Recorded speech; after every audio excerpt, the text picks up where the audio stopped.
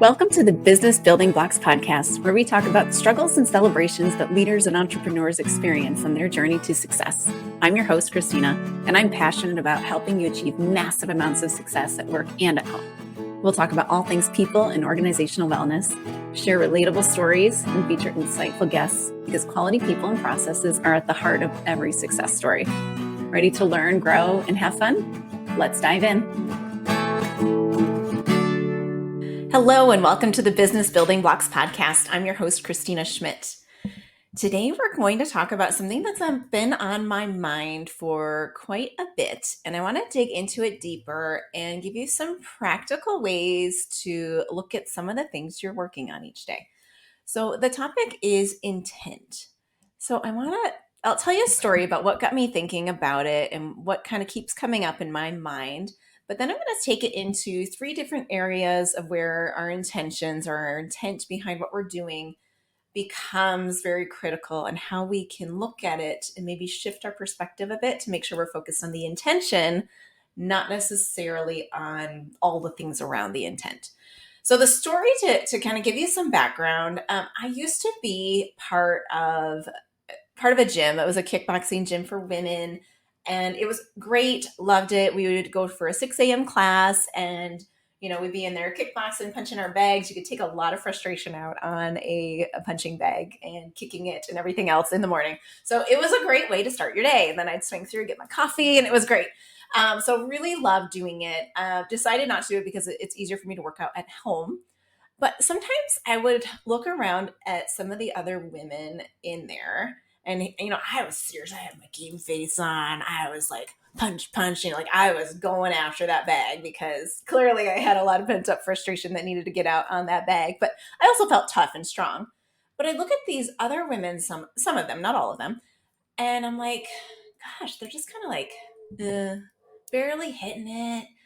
And I'm like, gosh, why? Like, why are they not really getting after this thing? And I started thinking about, okay, well, I'm paying money to come here. Yeah, sometimes it really sucked. Like sometimes I'd be dripping sweat because, we weren't just punching bags. We were also doing conditioning stuff in between. So you're doing like burpees, you're doing squats, you're doing jump squats. And so, yeah, it was hard. But these women were paying these monthly unlimited memberships. They were getting up early, driving in, doing their thing. And they were barely breaking a sweat while doing it. And I was like, my goodness, like my intention for coming is, to punch the bag, to get healthy, to like feel like I'm stronger and to get my body moving. Maybe theirs isn't that, but if it is, they should rethink, because just because you show up to the 6 a.m. class every day doesn't mean you're going to get the result that you have.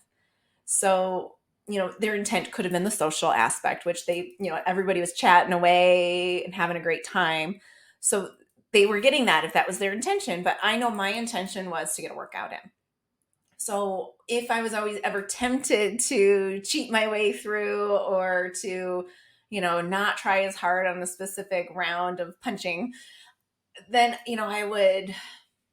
I would say, hey, you're here for a reason. You're paying people to do this for a reason. So get your butt in gear and start punching this thing. And I even have to remind myself of that sometimes now at my home workout. It's like, when I'm like, oh, I think I'll just, sometimes we get an easier option when I'm doing the workout. And it's like, maybe I'll just do the easy option today because I'm just not feeling it. I'm like, you can do the hard option because your intention, the reason you're up this early doing this is to get in shape, feel good, and feel strong. So keeping that in the back of my mind is important.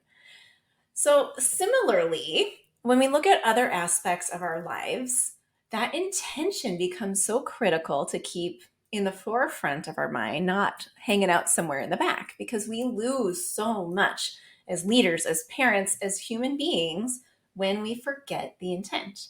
So I'm going to go through 3 major areas where it comes into play, we could say. I'm going to go from like the one that I'm still working on all the way to one where I've really had to make an effort and I really feel like the impact could be huge. So kind of like, countdown to the top, to the number 1 reason, basically. But the first one that I want to think about is how we approach our work. So one of the biggest transitions I've had to make from going from, working corporate life, like going to work, not really punching a clock per se, but going to work, right?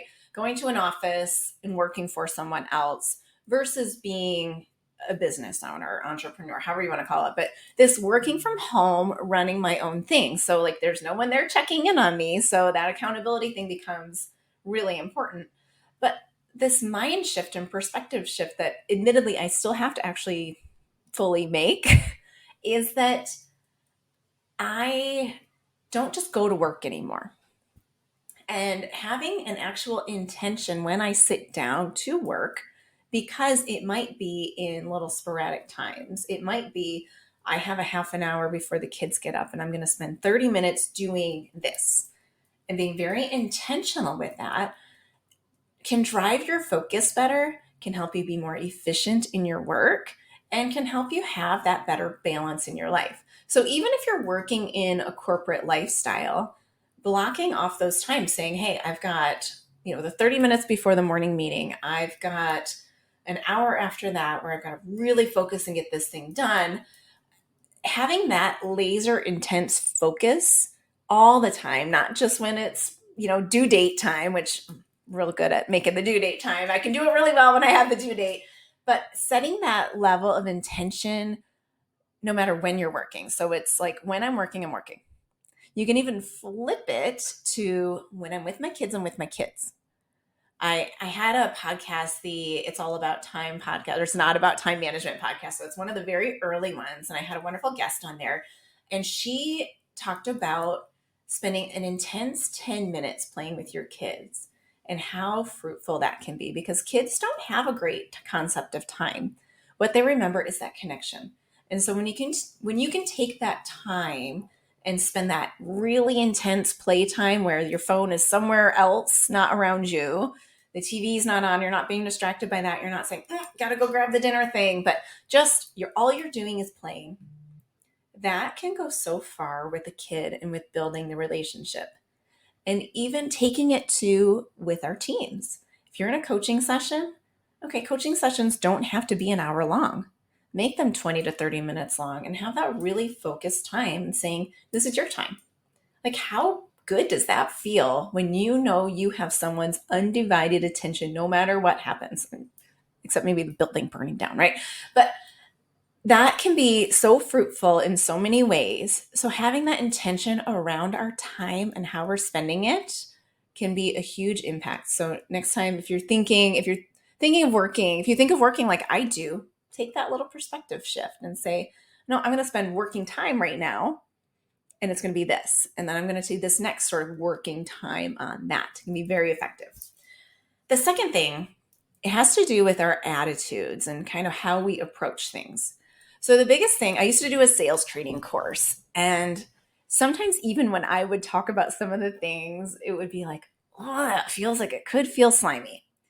But the difference here is, so like, I'm going to give an example. So in sales training, you learn a lot, and in life training, relationship training, you learn a lot around the principles of reciprocity.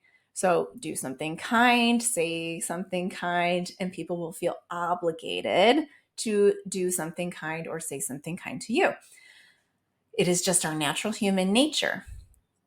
The problem is when our intentions are not on the up and up, you could say, when our intention is not to do the best for that person, that's when it becomes slimy. So to take my business, for example, I want people to lead well because that will give them the freedom to live their lives. That will allow their team culture to be well developed so that their teams have a positive place to come to work and enjoy their work and are more effective at their work. So I want people to lead well because it is better for the organization. So I want people to take leadership training. However, I don't just want just anyone to take leadership training. Many conversations I will have with potential clients are, they want to give me their underperformer leader. And I said, we can do that. We can. However, you're going to get a bigger bang for your buck on the top for performer training, or at least pairing them. Because if you have somebody underperforming, there's always a reason behind, right? No one comes and says, I want to do a bad job. But that underperformer may not get the benefit and may see the training as a punishment instead of a reward and a way to enhance them. If you have a good conversation, someone's underperforming, there's a specific skill set that they need to develop. Fantastic. That intention makes sense. But if you're just trying to say they need to fix the problem, right, then that's not the right thing. So anyway, back to what I'm talking about. I have a whole podcast on that. If you have more interest in that, go check out the Who Am I Training on What podcast. But the whole intention of our attitude behind it is that if my intention was just to make money, then I would say, yep, put your people in. Yep, bring more people in. Let's put everybody through training because everybody needs training. There is some level to that I believe, but I want to train the right people because I don't want you to spend money needlessly. I want people to get the benefit for it. So there is a timing element to training. So let's do it when it makes sense for the people that it makes sense for. So there is a difference between, like, if I give someone a compliment because I'm trying to engage them in conversation, it's not because I'm trying to make money. It's because I am trying to get them to have a more fruitful, beneficial business, team culture, and overall life. So my intentions are good. So if that makes sense, like when we do things for the wrong reasons, that can be where it's not good. But when we do them for the right reason, when we keep that intent in the front of our minds, it's going to be easier because so many of us, including myself, have a hard time selling. It's uncomfortable. It makes you feel slimy because you're worried. You don't want to get lumped in with the used car salesman mentality. I'm not saying that used car salesmen are all like that. I'm just saying that there is a mentality that we all, when you say used car salesman, everyone pictures the plaid, loud jacket that's going, hey, hey, hey, I'll get you the best thing. So we don't want to get lumped into that, but we have to sell. That is our jobs. Whether you're a leader or a salesperson, you are selling all the time. You're selling ideas, you're selling policies, you're selling meeting expectations, you are selling your vision. So you're always selling. And if you feel slimy doing it, you're not going to do it as well, or you're going to think that people, aren't going to see, they will see through you if you're not intentional. So that's the other half of it. If you're legit, if your intentions are not actually good, like why you're chasing somebody down, because maybe you are just trying to sell something, people will see through it. Or if you're just sitting down and doing those coaching sessions because somebody told you had to, and you're really not doing anything, and all you're doing is just like jibber jabbering at them, you're not going to get the results that you expected to. So you're going to say, oh gosh, I sat and I did that with everybody on my team and nobody did anything differently. Everyone just sat there and listened to me and I did all the talking all the time and they just didn't get me any better results. And it's like, well, that's probably that's not how they should go. Your team members should be doing all the talking. But also B, your intention wasn't there. You weren't saying, hey, I want to build this relationship so that we have better trust, we have better empathy, we overall have a great relationship so that we can trust one another to be vulnerable, to make a mistake because they were taking a risk that we agreed upon. And I want to be able to see you do your best, allow you to fly high, that sort of thing. So it's important that when we're doing these things that might feel uncomfortable at first, like practicing a new leadership habit, giving feedback, having coaching sessions, like all of these things are new habits and they're hard and they're uncomfortable. But when we keep the intention in our mind, we know that we're going to get a better result and we will get a better result. So if you're struggling with something like that and you're saying, I don't actually think I've got the right intent behind this, and maybe I am just doing it because somebody told me to, then like rethink what you're doing. Maybe it's not the time for you to start that, or change your thoughts. We talk a lot about this, our thoughts drive our feelings drive our behaviors, and our behaviors will dictate our results and then reinforce our thoughts. So if we continue to reinforce the bad thoughts, we're going to continue to get the bad results. But if you can change your thoughts. So take a second, shift that thought and say, I'm not doing the coaching session or the feedback session or the annual review. I'm not doing it to tick the box. I legit want to build my relationship and help my team member grow. I do. Just keep saying it to yourself. You will believe it. You will get there and you'll start to act differently. So there are ways to change that perspective, and it's affirmations, not to sound like Stuart Smalley. So if anybody gets that reference, leave me a comment. Um, but that is the second way. So the first one was, with our time, being very intentional with our time. Second one is with our attitudes, being intentional with why we are doing certain actions. And that leads into that authenticity portion, right? We need to be authentic leaders, authentic people, and that will help us be more successful as well. Now, the third one, this is the one that really gets me. And I think that if you can work this into your businesses and your lives, that you will see huge fruits for it. So the third one is with our goals. So going back to the working out goal, like my goal back then, or still is, my goal is to be healthier, de-stress by moving my body, and to feel strong. Like I feel so strong when I'm done working out because I slug as heavy a weight as I can. I do the hard things, and so I feel very accomplished. So that is my goal. So if I'm half, wetting it, and if I'm not putting my full effort into it, my intention behind that goal is not being met, and therefore I'm never going to meet the goal. Now, looking at it the other way, when someone says, I want to work out 5 days a week, the important thing there is also to remember the intention. Because is it really to work out 5 days a week? Or is it to feel the benefits of the working out? And maybe they can actually gain those benefits in 3 times a week, or 5 times a week for 20 minutes, or 2 20-minute sessions, or 2 10-minute sessions. Like maybe they can reap those same benefits there. So it is important. Yes, we need to make goals measurable. So that's why our 5 days a week makes sense. But we also have to do the gut check. Did we meet the intention?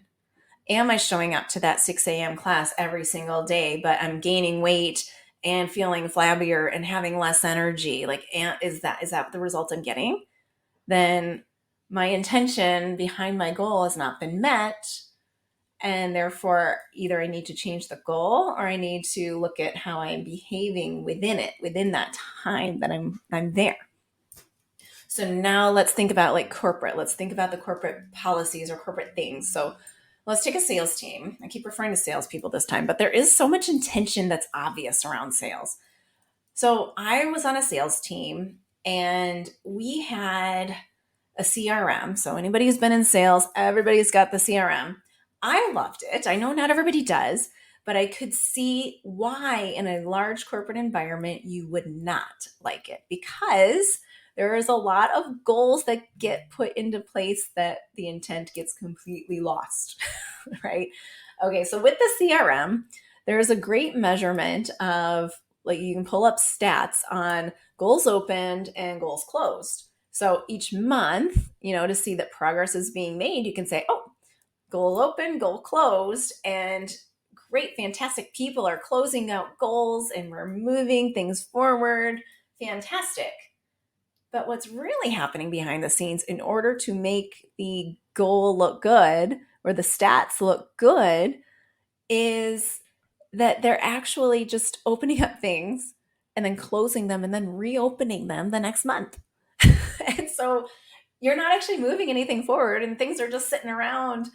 And so the intention behind the goal, which was to make sure projects are moving forward and we are closing them in a timely fashion, the whole intention behind that goal goes out the window because people are just trying to meet the metric. So there's a lot that I talk through in our Cornerstone program around lagging and leading metrics and making sure that they're meeting the intent. And that's such an important part and such a thing that will go a long way when you're setting goals with your team or even setting goals for yourself or trying to put policies in place, because it's huge. the impact when people are actually working on the intention. And so another thing with that, and making sure we stay intention focused, is the conversations you can have around goals. So when you set a goal and maybe your team member sets a goal and they are saying something like, I want to work out X number of days of sorry, excuse me, X number of days a week. And it's a fantastic goal because it's very measurable, and we know that we can see that you did it or you didn't do it. It's very simple. But again, losing that intention, we may or may not, like, we may be meeting the goal but not getting the result, as I talked about before. But the conversations you can have around that are fantastic, because you can start to say, okay, it's great, you're meeting it. What was your intention? Why did you what's your motivation behind meeting this goal? And you can start to have the conversation that, what, it was to feel healthier, but I feel less healthy. And then so now you can make the adjustment. And you can even do this in like work metrics too. Like, it doesn't just have to be working out. It's just a simple one that most of us can relate to. But like work metrics, when you are struggling with the project, or maybe you have a project that you're launching something and you get so like focused on the results in one area, and you're saying, oh my gosh, we're overspent in this area. But it's because you're redesigning something, and so you're saving here but you're overspending here. And if your intention of the overall project doesn't stay in the forefront of your mind, like keeping the overall budget in line, then you're going to like beat these people up for actually solving a problem. And you're going to create this can't think of the word, but this reaction of, basically, people won't try. People won't say, hey, I could spend a little more money here to save a lot of money over here, because I'm just going to get yelled at for going over my budget. So you're going to lose innovation. You're going to lose people's, actual money saving, time saving, productivity saving, like all of that stuff, because you're not looking at the overall project. So it's important that we open these conversations up and we keep a full view of to what is the intention. But I'm going to add a caveat to that. Make sure you communicate it. I have been in situations where I've seen that, so somebody, like the leader, is making a decision. They're saying, okay, we are going to spend an extra hour on this setup because we're going to save 3 hours of runtime. So it's worth that time. But if not everybody realizes what's happening and we're not communicating that well, then what we see is people saying, why are these idiots making these decisions? Because they're making us take longer on this setup time. And, it doesn't make sense. We're wasting time. We're honing in all this stuff. So anyway, they're not going to do the work the way it's intended. They're not going to understand it. They're going to lose trust, and they're going to get frustrated. So communicating that intention and keeping that intention in the front of everyone's mind, whether it's a policy or a procedure that you're throwing out or a rolling out or a goal that you're setting and you're doing it in one-on-one, whenever we have an opportunity, keeping that intent in the forefront of what we're doing will help everyone involved. It's going to help you be more successful. It's going to help improve trust. It's going to help improve innovation and make you overall more successful. So if you would like to dig a little bit deeper into some of these sorts of concepts, like how to keep an intent alive through goal setting and through habits, I have 2 things coming up. So the first is another cohort of our Cornerstone program. So this is the Catholic Leader Program. So this is where we encompass everything that it is about you. So keeping in mind, like identifying who you are, understanding who you are through Working Genius and various other assessments, charisms, all of these things, as well as bringing your vocation in and basically building this strong foundation to become a very successful leader. So if that is interesting to you, I've got that starting September 17th. So I will put the link in the show notes if you want to go check out what is involved in that and what sort of benefits you can get. The second thing is at the end of October, we have another cohort of Thrive. So Thrive is our kind of flagship leadership program. So this is a 6-month program where leaders are really going to hone in their skills, how to create a safe workplace, how to have these conversations where you are having a conversation around intent, and you're learning how to give feedback, but you're doing it in a way that is actually going to bring the person up and not tear them down. So if you're interested in that, we've got that coming up as well at the end of October. So super excited. I would love to see everyone involved in spreading this great leadership concept and just building strong cultures, because when we have a great culture to go to at work, we are better when we come home. We are better parents, we are better friends, we are better mothers, daughters, siblings, cousins, whatever you want to say. We are better overall because we are being fulfilled at work. And it is the best way to become a saint, So keeping your work in the forefront and keeping your work holy and keeping it all together and spreading that light of God, that is the best way to become a saint, best way to create a happy leader, to create success in your organization. So if you have interest in either of those programs, I put links below, or you can reach out to me and ask some questions at christinaschmidt.ca, or just hop onto my website and you can reach out that way as well. As always, share the show with a friend, have them subscribe, leave a review, and that is how we can best share this message with more and more people. So until the next episode, I'll see you next time on the Business Building Blocks podcast. Thank you for listening to the Business Building Blocks podcast, where we talk about all things people and organizational wellness, because quality people and processes are at the heart of every successful business. If you enjoyed today's episode, please be sure to hit the subscribe button so you know when new episodes are released. You can also follow me on Instagram at christinaschmidt.ca, where I share real-life tips to help in your leadership and life journey. To get one-on-one and team support with your leadership development, book a discovery call on my website at christinaschmidt.ca. Thanks again for listening, and we'll see you in the next episode.